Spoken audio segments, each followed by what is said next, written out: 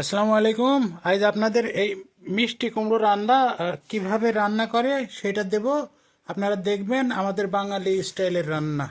হয়তো আপনারা দেখলে আপনাদের ভালো লাগবে। আমি কড়াই দিয়ে দিয়েছি, কড়াই দেওয়ার পরে তেল দিয়ে দিলাম। তেল দিয়ে দিলাম। তেল দেওয়ার পরে আমি কিছু মাছ করেছি, জানি না এই মাছটার নাম আপনাদের এলাকার কোন এলাকায় সেই মাছটা আপনারা একটু কমেন্ট করবেন। এই মাছটা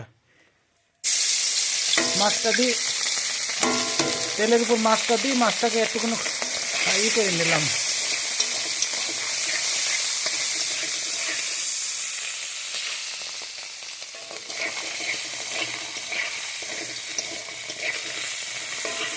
মাছটার একটু গন্ধ আছে, সেই গন্ধটা আমি তেলের উপরে দিলি। তেলটা দিয়ে কষাই, একে বলে কষা, আমাদের কুষ্টিয়ার ভাষায় বলে কষানো। জানি না আপনাদের ভাষায় কি বলে, আপনাদের এলাকায় আপনাদের এলাকায় কি বলে একটুকুন জানাবেন। এই মাছটা আমাদের দেশি মাছ, দেখতে পাচ্ছেন, এই দেখেন এই মাছটার নাম কি, আপনারা একটু কমেন্ট করুন। মাছটা ভাজানো হয়ে গেলে আমি দেবো হলো মাছটা হয়ে গেছে, ফ্রাই করা হয়ে গেলে আমি দিয়ে দেবো এক কোলে কড়াইয়ের এক কোলে ধরে রেখে দিলাম। এবার দেবো আমি রসুন পেঁয়াজ ঝাল।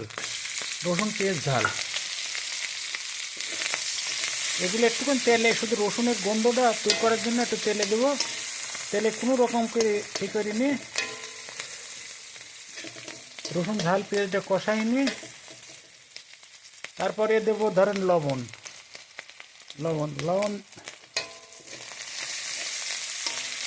লবণ দেওয়ার পরে এরপরে দেবো কুমড়ো। এই যে কুমড়ো আমি করে রাখিছি, এই কুমড়ো দেওয়ার পরে দেবো হলুদের গুঁড়া আর মশলার গুঁড়া, ধনিয়ার গুঁড়া, এইগুলি দেবো। একটু কষানো, একটুখানি নরম করে নেওয়ার পরে আপনারা যারা দেখছেন আপনারা একটু কমেন্ট করুন আমার রান্নাটা কেমন হচ্ছে। ধন্যবাদ।